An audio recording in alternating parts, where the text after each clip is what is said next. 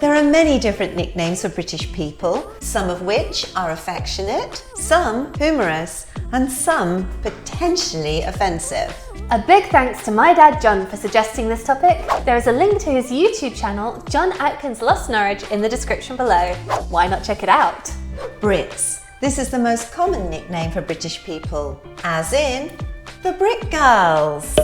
I'm in a Brits in America Facebook group, and a certain gentleman on there was complaining about the word Brits. Did he say why?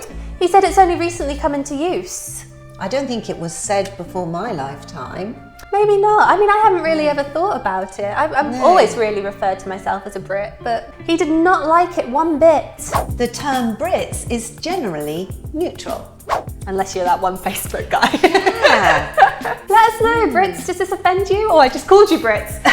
In which case you'll be outraged. Yes, by this time, yes, for sure. Because we keep saying it. So every time we say the Brit girls, then oh, they cringe. They cringe. Yeah. Limeys. This name originated in the 19th century when British sailors were required to eat limes to prevent scurvy. I thought you were going to say they were going to have to eat limes because you can't have a good gin and tonic without a lime in it. Well, that too. Yeah. We Brits do love our gin. The term limey was originally used by American sailors during the American Revolution. Probably a bit of an insult. Yeah, I think so, yeah. I wouldn't have thought it would be affectionate. In the circumstances. This term can sometimes still be used as a mildly derogatory term. But I think sometimes it can be affectionate, and we sometimes use it for ourselves too. Yeah. Poms. This is a nickname used by Australians and people from New Zealand. Pom is short for pomegranate. Pom is short for pomegranate. Pomegranate is rhyming slang for immigrant, more or less. Maybe with an Australian or New Zealand accent, Yeah, maybe. but not really with us. Not with us, it doesn't quite work. And pommy, or pom for short. The origins are uncertain, but it may have been used to describe the pinkish skin of fair-skinned British people.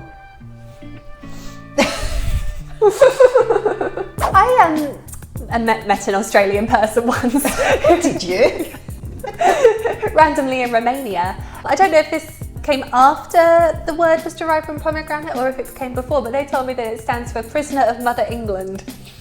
Oh, that would work, wouldn't Yeah. it? Yeah, we used to send all our convicts to Australia. You know, even if you stole a loaf of bread or something back in those days, you were shipped off, which was incredibly sad. Yeah, really sad. I think we deserve the nickname. Yeah. This one could be justified. Australians and New Zealanders, perhaps you could let us know if it's affectionate these days or whether it's more of a derogatory term. Yeah. Yeah. Rosbiffs. I'm not too sure on the pronunciation of this. May or may not be how it's pronounced, but it's a French term for British people, which literally translates to roast beef. And why would we be called roast beefs? Because we love it! Exactly! This name is thought to have derived during the Napoleonic Wars, where the British soldiers' diet of roast beef was seen as a symbol of their strength and wealth. Nowadays we still love our Sunday roast, don't we? Oh yes, yes, you always have to have a roast dinner on a Sunday, and I guess traditionally roast beef is the popular choice. Yes, it doesn't have to be now, but yeah. No, it can be roast chicken, roast pork, and so on and so forth. Nice nut roast for us veggies. Yeah, yeah, exactly. And you can still have all the trimmings, and you can have a veggie gravy too. Yeah. So we'd say that name is quite fitting, wouldn't we? We don't mind being called roast beefs. No. Tommies. This was the word used to describe British soldiers during World War I. Its origin is uncertain, but it may come from Tommy Atkins, a generic name used on military forms. Bulldogs. This nickname comes from the national symbol of Britain, the bulldog, known for its tenacity and strength, and its good looks. A fictional satirical character called John Bull was portrayed as the no-nonsense Englishman and was often depicted with a bulldog. The character of John Bull was widely used during World War I as propaganda to great effect. He helped to stir up national unity and a fighting spirit. During World War II, Britain's famous wartime Prime Minister Winston Churchill was nicknamed the British Bulldog. Nowadays, if you ask a Brit what our national symbol is, most likely you'll hear the lion, not the bulldog. Redcoats. This name comes from the red coats worn by the British soldiers during the American Revolution. It was used by American colonists as a derogatory term for the British. Anglo-Saxons. This term is often used to refer to the British in a historical context.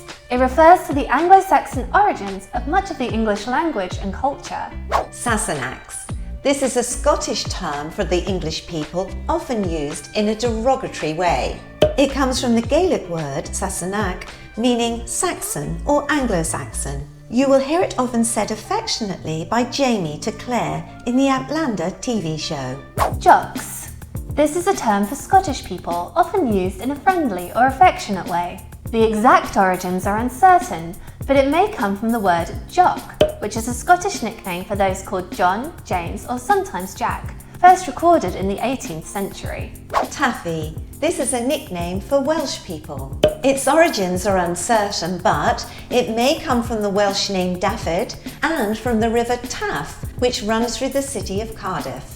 It seems to have been in use since the mid-18th century. It was not necessarily derogatory, although it clearly is in the rhyme, Taffy was a Welshman, Taffy was a thief. In World War II, it was used without any slur to refer to soldiers of Welsh origin, just as other regional slang names like Geordie, Scouse or Jock were used. Have you heard of any other nicknames for the British? If so, please pop them down in the comment section below.